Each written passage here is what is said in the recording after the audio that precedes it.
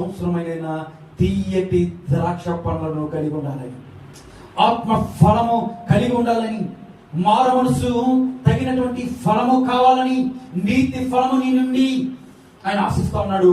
వెలుగు ఫలమును నువ్వు ఫలించాలని ప్రభు ఆశిస్తున్నాడు ఈ నూతన సంవత్సరంలో. అందుకనే నేనే ఆ బాధ్యతను వహిస్తాను. నిన్ను మనోహరమైనటువంటి ద్రాక్ష తోటగా మార్చబోతా ఉన్నాను. ఆ శ్రద్ధ నేను తీసుకుంటా, ఆ బాధ్యత నేను తీసుకుంటా. ఇక నుంచి ఆ బాధ్యత నాదే అని ప్రభు సెలవిస్తా ఉన్నాడు. ప్రభు సెలవిస్తా ఉన్నాడు.